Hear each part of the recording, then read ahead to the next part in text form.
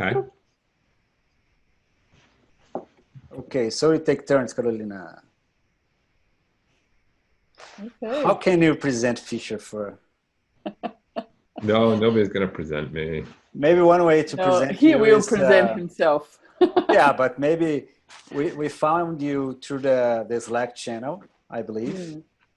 And then we saw that we'll be offering an immersion for conflict resolution. Do you remember right. that? And then you drove your van with your family and camped Yeah. in the city. And then we met you. Yeah. Yeah, it was amazing. Yeah, it was like the first time that we met you and Liberated Structure. Kind of, yeah, for like face-to-face workshop. And that was like 4 years ago now, or 4 years ago. 5. Yeah. 5, 4, 5. Who knows? Who cares? And it was interesting because it was not just about liberating structure, but seeing you facilitating the group, and it was a big group, was awesome in so many aspects for us. So, and also there was another woman, and she has a very different style. So it was very good to see you and her facilitating. So I like that, you know, to see different styles.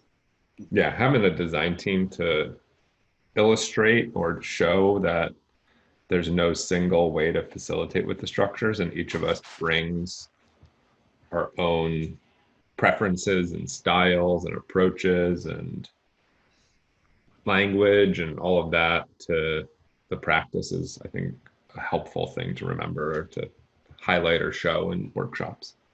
And your hair grew a lot since then. My hair has grown a lot since then. That's because that vinegar has helped my hair grow.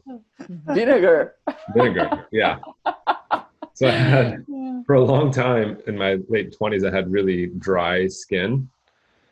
And so I kept my hair really short because it was an easy way to prevent the skin from getting drier.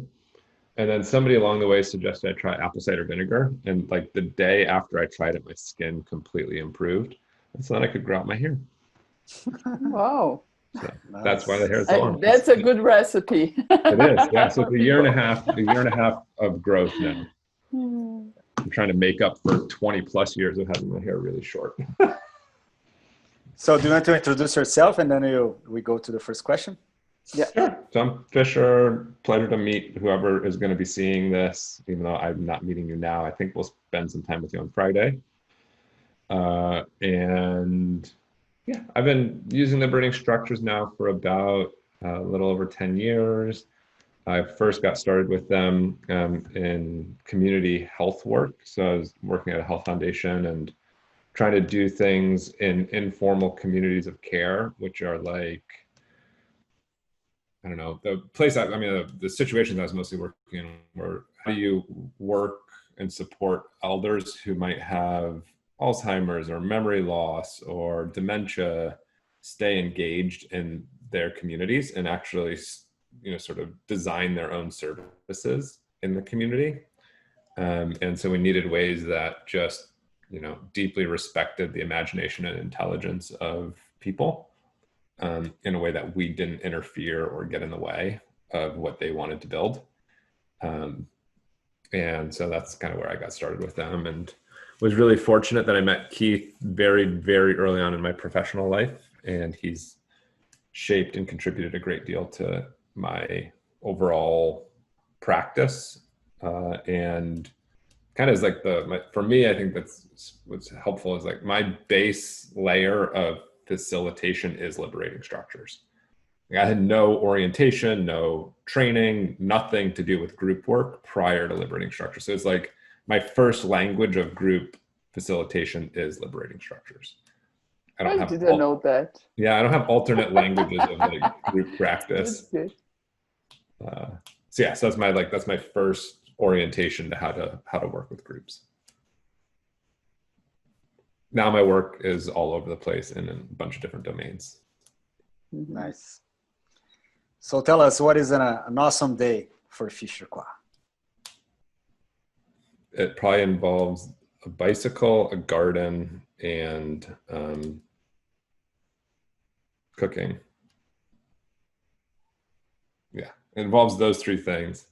Although, I mean, most of my days end up being pretty awesome, whether I'm spending time with people like you or talking to people all other parts of the world, or, you know, I tend to have frequently good or awesome days. And I would say that probably the consistent thing across them is, you know, connecting with people all around the world, doing something with a bicycle, doing something with the dirt and the soil, and doing something that involves food. Mm-hmm. And can you tell us about like the biggest challenge you had after meeting liberating structure? The biggest challenge I had was, and I still face it, is, you know, for me, once I internalized liberating structures pretty like into myself, like once they became an internal way of looking at interactions or understanding groups or thinking about the structure of how we interact that's persistent and present at all times, it became a real challenge to not, well, I guess to feel like we were always, how do I phrase this? That our ambition and our practice are inconsistent with each other. So in every moment we could bring a structure into play, and we should have the skillfulness to bring structure into every moment or every interaction if we want to. And sometimes our skill or our practice is not up to that challenge. So I encounter that a lot when I'm thinking about like, okay, as we evolve, let's say, for instance, the global network of liberating structures practitioners, or advance the Seattle user group, or do something like that, we should have the skill and the practice to include everyone in every step of the way based on what the structures make possible. And yet often, you know, we're not able to do that. And I feel that very acutely. I feel very sensitive to that gap between our ambition to include everyone and our skill or practice in actually doing that successfully.